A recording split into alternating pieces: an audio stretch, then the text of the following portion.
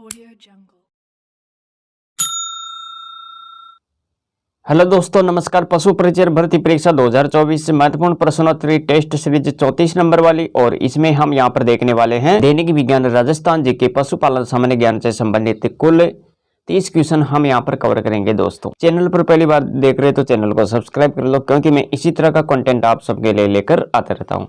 आज की इस सीरीज को शुरू करते हैं और देखते हैं पहला क्वेश्चन क्या है। यहाँ पर दैनिक विज्ञान से संबंधित ये क्वेश्चन है, कौन सा भौतिक परिवर्तन का उदाहरण है? कौन सा भौतिक परिवर्तन का उदाहरण है? जंग लगना, चांदी का काला होना, पानी का उबलना, कागज का जलना। भौतिक परिवर्तन बताना है, इनमें से कौन सा भौतिक परिवर्तन है? अरे यहाँ पर ऑप्शन सी सही हो जाएगा। क्या सही होगा? पानी का उबलना। ये ऑप्शन सी यहाँ पर करेक्ट आंसर हो गया। और इसको समझते हैं।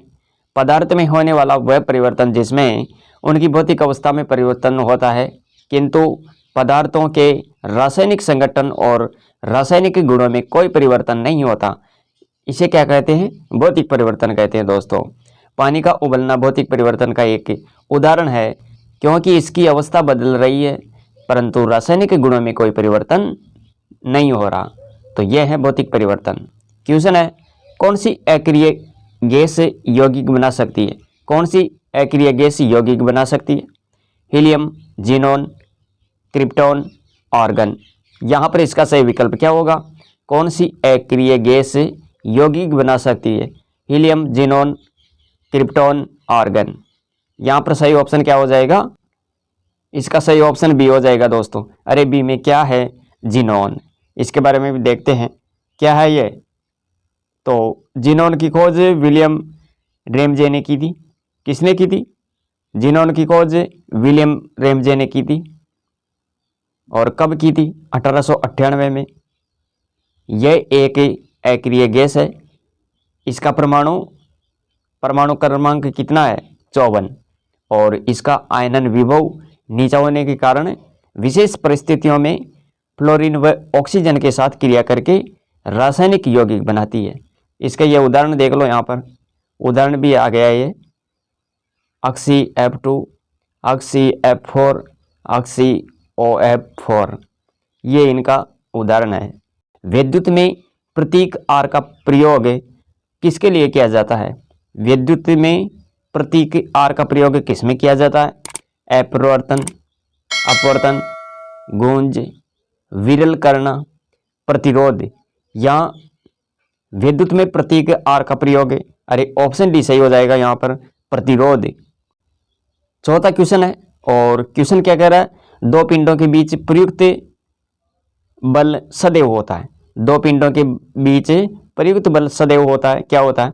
तो देखो, समान और विपरीत दिशा में, समान और एक ही दिशा में, असमान और विरुद्ध दिशा में प्रथम बल होते हैं। यहाँ पर क्या होगा मामला? अरे इसका सही ऑप्शन क्या हो जाएगा? इसका सही ऑप्शन हो जाएगा ऑप्शन ए, समान और विपरीत दिशा में। दो पिंडों के बीच प्रयुक्त बल सदैव क्या होता है?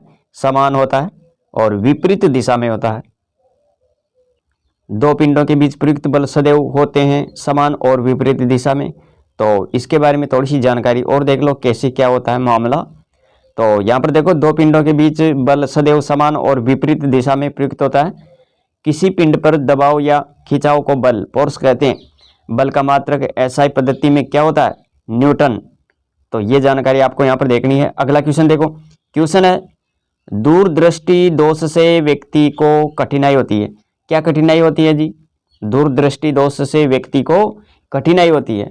दूर की वस्तु स्पष्ट देखने में या फिर पास की वस्तु स्पष्ट देखने में, दूर व पास दोनों की वस्तु देखने में, या इनमें से कोई नहीं। दूरदृष्टि दोष से व्यक्ति को क्या कठिनाई होती है? इसका सही ऑप्शन क्या होगा? तो साथियों, इसका जो सही विकल्प होगा, अरे ऑप्शन बी सही हो जाएगा। यहाँ पर पास की वस्तु स्पष्ट देखने में कठिनाई होती है। और इसके बारे में और देखो जानकारी। दूरदृष्टि दोष को हाइपरमेट्रोपिया भी कहते हैं, और इसमें पीड़ित व्यक्ति को पास की वस्तु स्पष्ट देखने में कठिनाई होती है, सिर्फ दूर की वस्तु को ही साफ देख सकता है। इस प्रकार की दोष दृष्टि से नेत्र गोलक का व्यास कम हो जाता है तथा इसके उपचार के लिए उत्तल लेंस का चश्मा लगाया जाता है। तो ये आपको यहाँ पर देखना है। इसके बाद में अगला क्वेश्चन देखो, 6 नंबर का क्वेश्चन है, स्थिति और आकृति में हुए परिवर्तन के कारण एक वस्तु में निहित ऊर्जा को कहा जाता है। स्थिति और आकृति में हुए परिवर्तन के कारण एक वस्तु में निहित ऊर्जा को क्या कहा जाता है? गतिज ऊर्जा, रासायनिक, परमाणु स्थितिज ऊर्जा। तो यहाँ पर इसका करेक्ट आंसर क्या हो जाएगा? अरे साथियों, इसका सही ऑप्शन तो डी होगा, स्थितिज ऊर्जा होगी ये। ऑप्शन डी यहाँ पर सही होगा। किसी स्थिति और आकृति में हुए परिवर्तन के कारण एक वस्तु में निहित ऊर्जा क्या कहलाती है? स्थितिज ऊर्जा कहलाती है। यदि m द्रव्यमान की वस्तु का h ऊंचाई तक विस्थापित किया जाए तो स्थितिज ऊर्जा होगी P इक्वल mgh। जहां गुरुत्वाकर्षण है जिसका मान 9.8 मीटर प्रति सेकंड होता है। स्थितिज ऊर्जा के उदाहरण में बांध में एकत्र पानी की संचित ऊर्जा, तनी स्प्रिंग में संचित ऊर्जा, घड़ी की चाबी में संचित ऊर्जा आदि शामिल होती है। तो यह है स्थितिज ऊर्जा। इसके बाद में 7वां क्वेश्चन देखो, क्वेश्चन क्या है? क्वेश्चन है, एक वस्तु को 10 सेंटीमीटर की फोकस लंबाई वाले एक उत्तल लेंस से 20 सेंटीमीटर की दूरी पर रखा जाता है। इसका प्रतिबिंब कितनी दूरी पर बनेगा? तो यहाँ पर आपको क्या बताना है? अरे यहाँ पर आपको क्या बताना है? एक वस्तु को 10 सेंटीमीटर की फोकस लंबाई वाले एक उत्तल लेंस से 20 सेंटीमीटर की दूरी पर रखा जाता है। इसका प्रतिबिंब कितनी दूरी पर बनेगा, ये आपको यहाँ पर बताना है। तो दोस्तों यहाँ पर देखो, 15 सेंटीमीटर, 5 सेंटीमीटर, 20 सेंटीमीटर, 10 सेंटीमीटर। इसका सही विकल्प क्या होगा? ऑप्शन सी यहाँ पर करेक्ट आंसर हो जाएगा, 20 सेंटीमीटर। मानव में हाइपोथैलेमस ग्रंथि होती है। मानव में हाइपोथैलेमस ग्रंथि उदर के ठीक नीचे, गर्दन के निचले हिस्से में, मस्तिष्क में उपस्थित होती है या फिर श्वास नली से जुड़ी होती है। यहां इसका सही ऑप्शन क्या होगा? तो साथियों, इसका सही विकल्प हो जाएगा ऑप्शन सी, मस्तिष्क में उपस्थित होती है हाइपोथैलेमस ग्रंथि। ये आपको नोट करना है। इसके बाद में अगला क्वेश्चन देख लेते हैं। इंसुलिन हार्मोन का स्राव होता है। इंसुलिन हार्मोन का स्राव होता है किससे होता है? ये अवटु ग्रंथि, पीयूष अधिवृक्क, अग्नाशय। तो इंसुलिन हार्मोन का संबंध आपको यहाँ पर बताना है। इसका जो सही विकल्प होगा, अरे सही विकल्प क्या होगा? ऑप्शन डी यहाँ पर करेक्ट आंसर हो जाएगा, अग्नाशय। कोलेस्ट्रॉल है। ये कोलेस्ट्रॉल क्या है? पर्णहरित का प्रकार है। क्लोरोफॉर्म का एक यौगिक जंतु वसा में उपस्थित वसुए एल्कोहल है या फिर क्रोमियम लवण है। कोलेस्ट्रॉल क्या है, इसके बारे में बताना है। तो दोस्तों ऑप्शन सी यहाँ पर करेक्ट आंसर हो जाएगा। अरे ऑप्शन सी में क्या है? जंतु वसा में उपस्थित वसुए एल्कोहल।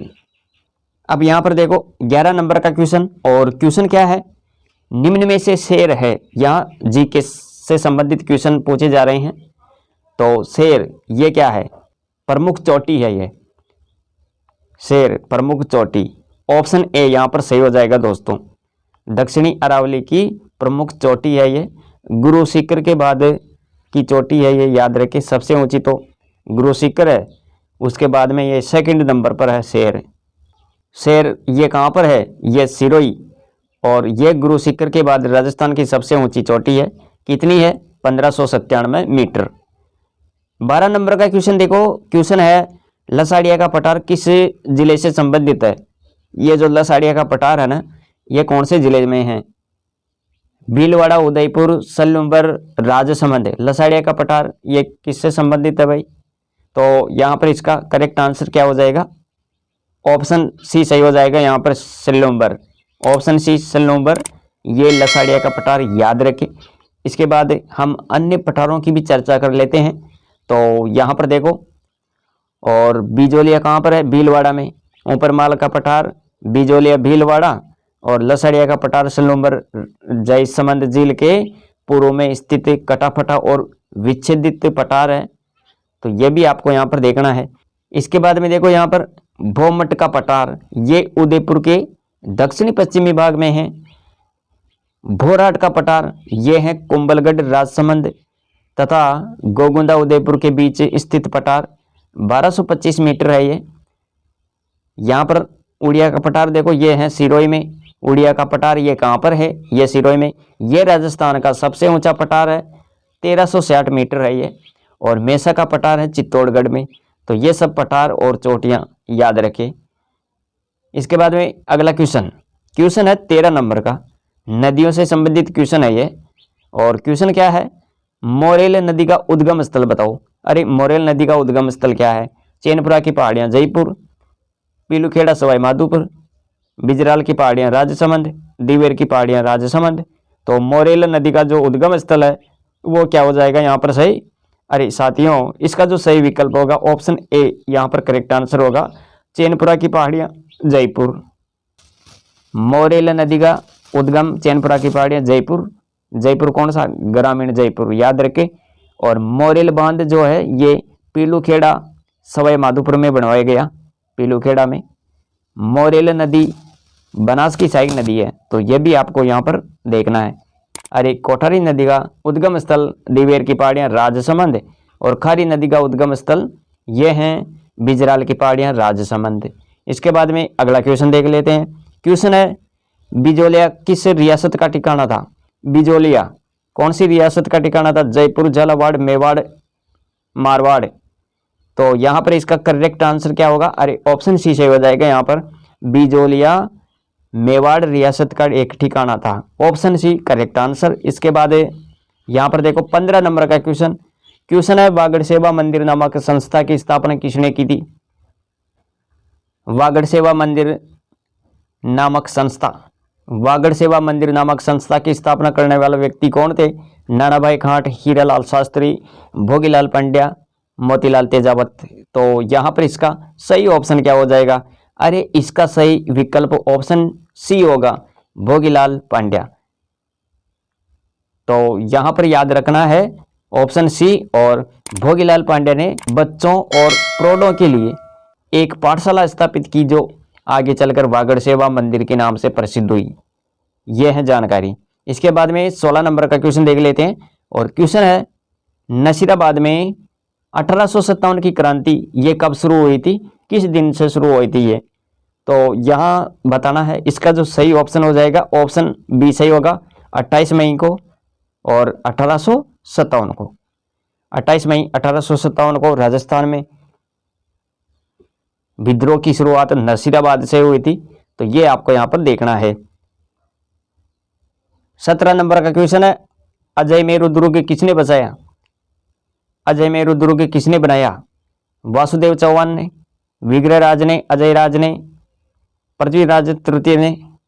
तो अजय मेरु अरे ऑप्शन सी यहाँ पर सही हो जाएगा, अजय राज ने 1113 में ये अजय मेरु दुर्ग बनवाया। इसने अजय मेरु या अजमेर की स्थापना की। तो ये भी आपको यहाँ पर याद रखना है दोस्तों। अजय मेरु दुर्ग किसको कहते हैं? अरे गढ़बीटली दुर्ग को ही अजमेरु दुर्ग कहते हैं। तो ये भी आप यहाँ पर देखें, ये गढ़बीटली पहाड़ी पर होने के कारण इसे क्या बोलते हैं? गढ़बीटली दुर्ग। और इसे ही अजय मेरु दुर्ग भी कहते हैं। मेवाड़ रायमल पुत्र पृथ्वीराज सिसोदिया की पत्नी तारा के नाम पर इस दुर्ग का नाम तारागढ़ पड़ा। और मालदेव की पत्नी उमादे यहीं रही थी, जिसे रोटी रानी के नाम से भी जाना जाता है। तो यहाँ पर रोटी रानी का महल भी है। तारागढ़ दुर्ग एक बूंदी में भी है। तो ये भी जानकारी आप यहाँ पर देखेंगे। इसके बाद में बात करते हैं अजय राज ने 1113 में अजमेर नगर बसाया और अजय राज ने तांबे और चांदी के सिक्के भी चलाए। तो ये सारी जानकारी आप यहाँ पर देखेंगे। इसके बाद में 18 नंबर का क्वेश्चन देख लेते हैं। आशापुरा माता किस वंश की कुल देवी है? आशापुरा माता, यहाँ पर इसका जो सही विकल्प हो जाएगा दोस्तों, अरे सही विकल्प क्या होगा? आशापुरा माता किस वंश की कुल देवी है? गुइल, खींची, राठौड़, चौहान। तो यहाँ ऑप्शन डी सही हो जाएगा आपका, चौहान, ऑप्शन डी। इसके बाद में यहाँ देखो आशापुरा माता का मंदिर ये मोदरा जालौर में है। और सोनगरा, नाडोल, भड़ोच, जालौर देवड़ा चौहान की ये कुल देवी है। यहाँ नवरात्रि में गरबा नृत्य किया जाता है, तो ये भी याद रखेंगे। नाडोल देसुरी पाली के शासक है लाखन सिंह को आशापुरा माता ने युद्ध में घोड़े दिए थे, जिस कारण लाखन सिंह ने 981 में नाडोल में मंदिर का निर्माण करवाया। तो ये जानकारी भी आप यहाँ पर याद रखें। इसके बाद में देखो 19 नंबर का क्वेश्चन देखते हैं। कास्ट महल ये किस जिले में है? अजमेर, टोंक, झालावाड़, सिरोही। यहाँ पर इसका सही ऑप्शन क्या होगा? तो प्यारे साथियों, इसका जो सही विकल्प हो जाएगा, अरे कास्ट महल का संबंध कौन से जिले से है? Option C Jhalawar. Option C Jhalawar होगा दोस्तों। यहाँ पर कास्ट महल का संबंध झालावाड़ जिले से है। निर्माण वन शोध संस्थान देहरादून ने 1936 में लकड़ी से करवाया। और महाराजा राजेंद्र सिंह ने इस महल को किशन सागर झील के किनारे स्थापित करवाया। इसे लकड़ी का विश्राम गृह, रेन बसेरा भी कहते हैं, तो ये भी आप याद रखेंगे।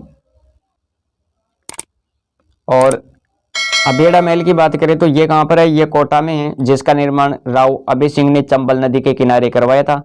इस महल को हाड़ौती का हवा महल भी कहते हैं, तो ये याद रखें। यहाँ पर अभेड़ा महल ये कहाँ पर है? ये कोटा में है। निर्माण किसने करवाया था? अभय सिंह ने, चंबल नदी किनारे। और इस महल को क्या कहते हैं? हाड़ौती का हवा महल। पहला हवा महल ये यहाँ पर देखें। इसके बाद में देखो दूसरा बादल महल जयपुर में है। सवाई जय सिंह ने इसका निर्माण करवाया। बादल महल एक डूंगरपुर में भी है। बादल विलास महल ये जैसलमेर में भी है। तो ये तीनों याद रखें, यहाँ पर कंफ्यूज कर देते हैं, कभी कभी एग्जाम में आ जाते हैं, तो ये इस प्रकार आप याद रखेंगे। इसके बाद में देखो यहाँ पर एक थम्बिया महल। अगर एक थम्बिया महल की बात करें तो दोस्तों डूंगरपुर। और एक थम्बा महल प्रहरी मीनार ये कहाँ पर है? ये जोधपुर में है। और निर्माण किसने करवाया था? तो महाराजा अजीत सिंह ने इसका निर्माण करवाया जोधपुर में। निर्माण कब हुआ? तो 1718 में हुआ था। इसके बाद में यहाँ पर देख लेते हैं हवा महल। हवा महल देखो यहाँ पर एक तो है जयपुर में, जिसका निर्माण सवाई प्रताप सिंह ने करवाया। और दूसरा हवा महल कोटा में भी है, और इसका निर्माण किसने करवाया? राम सिंह द्वितीय ने। मुबारक महल की बात करें तो ये जयपुर में भी है, और एक टोंक में भी आता है। जयपुर वाले मुबारक महल का निर्माण किसने करवाया? माधो सिंह द्वितीय ने। और दूसरा मुबारक महल ये टोंक में है। टोंक, इस महल में बकरा ईद पर ऊंट की कुर्बानी दी जाती है। इसे 1817 में टोंक नवाब अमीर खां पिंडारी ने प्रारंभ किया। तो ये भी आप यहाँ पर देखेंगे। इसके बाद में देखो यहाँ पर गुलाब महल। ये गुलाब महल ये कहाँ पर है? ये कोटा में है। निर्माण किसने करवाया? जयत्र सिंह ने। 13वीं सदी में इसका निर्माण हुआ। फूल महल ये हैं जोधपुर में। निर्माण अभय सिंह ने करवाया था 1724 में। जूना महल डूंगरपुर में है, जिसका निर्माण 1282 में रावल वीर सिंह के द्वारा इसका निर्माण होता है। और ये 7 मंजिला इमारत है दोस्तों, जिसमें भित्ति चित्र व कांच का काम किया गया है। और एक है जूना दुर्ग। ये कहाँ पर है जूना दुर्ग? अरे ये तो बाड़मेर में है, जिसका निर्माण 1002 में बाहड़ बाघ भट्ट ने करवाया था। और यह धरती वरा का पुत्र था, इसी के नाम पर बाड़मेर का नाम पड़ा। तो ये भी आप यहाँ पर देखेंगे। इसके बाद में एक जूनागढ़ किला भी है, जूनागढ़ का किला। अरे जूनागढ़ दुर्ग ये बीकानेर में है। इस दुर्ग को पहले क्या कहते थे? बीकानेर दुर्ग कहते थे। और जब इसका निर्माण पूर्ण हो गया तो बाद में इसे क्या कहने लगे? जूनागढ़ के नाम से जाना जाने लगा। और इसका निर्माण किसने करवाया था? राय सिंह ने करवाया था। 30 जनवरी 1589 में ये प्रारंभ हुआ था इसका निर्माण, जो 17 जनवरी 1594 में पूर्ण हुआ था। तो ये भी आप यहाँ पर देखेंगे। राय सिंह का शिल्पी कौन था? करमचंद। और इस किले की नींव विक्रम संवत 1645 में फाल्गुन शुद्धि द्वादशी को रखी गई। और दुर्ग की आकृति की बात करें तो दोस्तों इसके बारे में भी याद रखें, दुर्ग चतुर्भुज के समान, इसमें 37 बुर्ज है। दुर्ग में प्रवेश के कितने दरवाजे हैं? 2 दरवाजे, कर्णपोल और चांदपोल। कर्णपोल पूर्व में है और चांदपोल पश्चिम में है। इस दुर्ग में 5 आंतरिक दरवाजे भी हैं, दौलतपोल, फतेहपोल, रतनपोल, सूरजपोल, ध्रुवपोल। तो ये याद रखें। यहाँ पर देखो 20 नंबर का क्वेश्चन है, भित्ति चित्रण की दृष्टि से कहाँ की हवेलियां प्रसिद्ध है? भित्ति चित्रण की दृष्टि से कहाँ की हवेलियां प्रसिद्ध है? शेखावाटी, जैसलमेर, उदयपुर, बीकानेर। भित्ति चित्रण के लिए यहाँ पर इसका सही ऑप्शन क्या हो जाएगा? अरे शेखावाटी क्षेत्र हो जाएगा।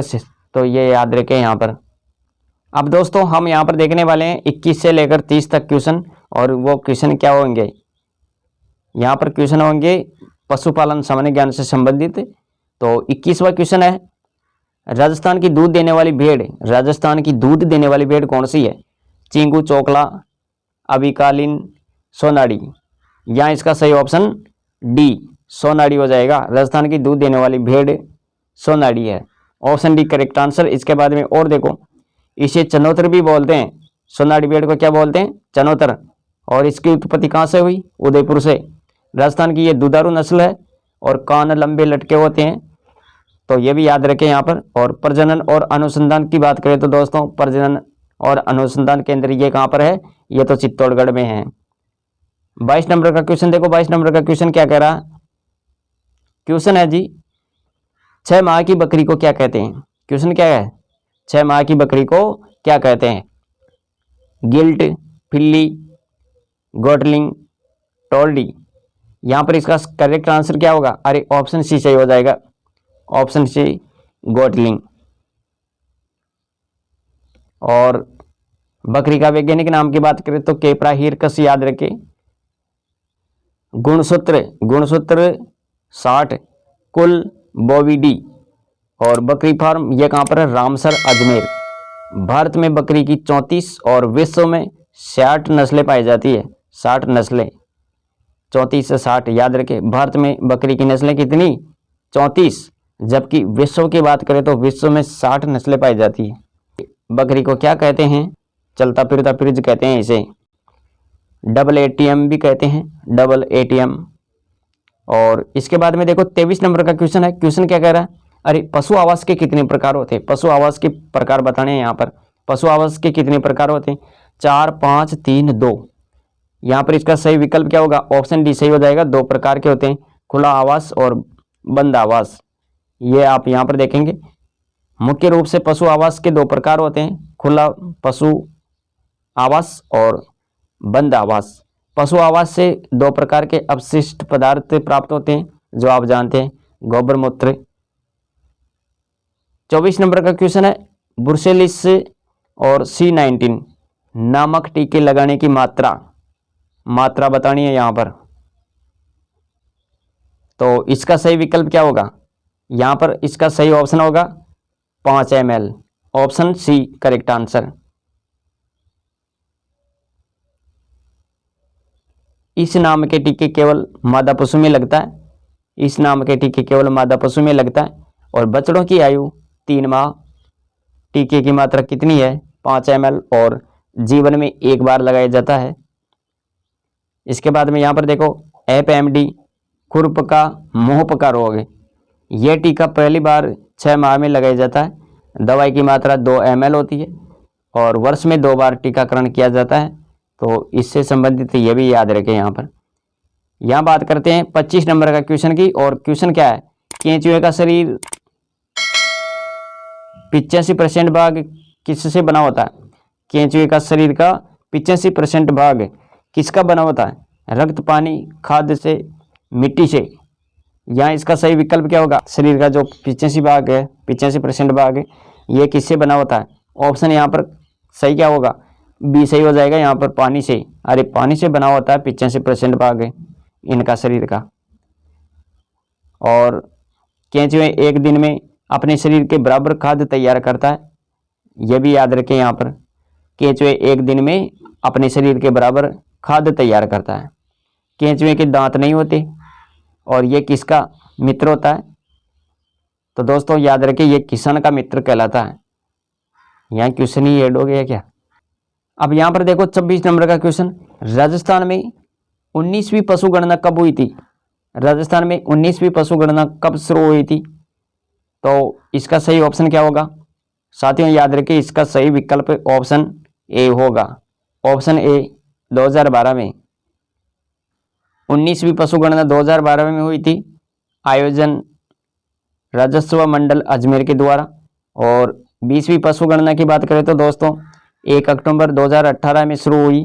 और ये आंकड़े याद रखें इनके 16 अक्टूबर 2019 को जारी हुए।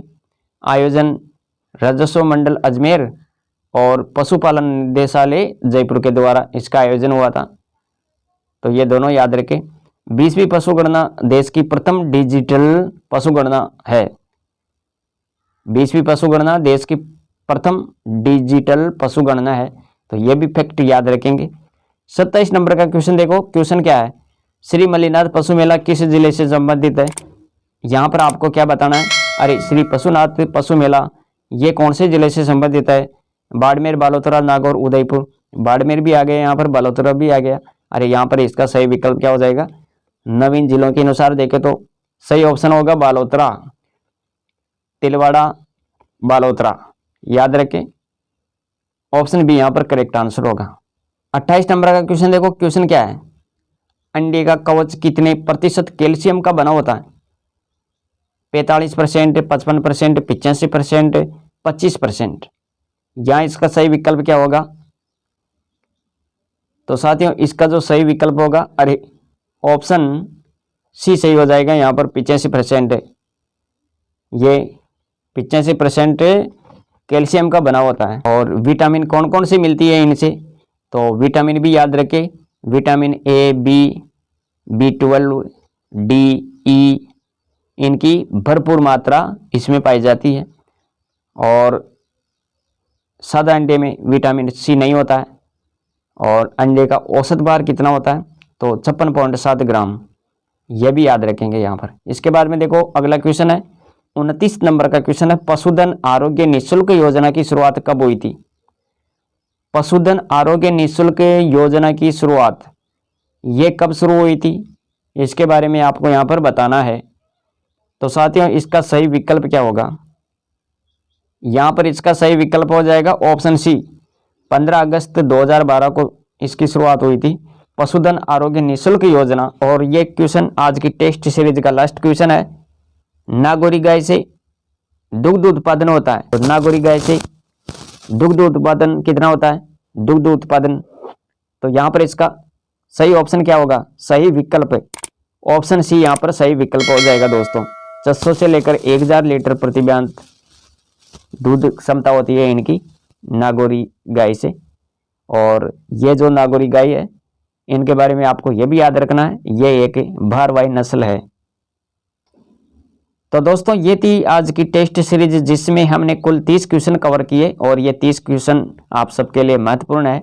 अगर आप पशु परिचर भर्ती परीक्षा की तैयारी में जुटे हुए हैं तो ये टेस्ट सीरीज अभ्यास के हिसाब से देखें, अपनी तैयारी को मजबूत करने के हिसाब से देखें। और अन्य सभी प्रतियोगी परीक्षाओं की दृष्टि से भी यह महत्वपूर्ण होने वाली है, क्योंकि इसमें राजस्थान जीके महत्वपूर्ण जोड़ा गया है। यहाँ पर कुल 10-10 क्वेश्चन हम यहाँ पर कवर किए हैं प्रत्येक सब्जेक्ट वाइज। तो ये आपके लिए महत्वपूर्ण है। पशु परिचर भर्ती 2024 के लिए यह महत्वपूर्ण है। टेस्ट सीरीज 34 नंबर वाली है, तो आप इसे रिवीजन के हिसाब से देखेंगे। तो मिलेंगे अगली वीडियो में, आज के लिए इतना ही। Thanks for watching.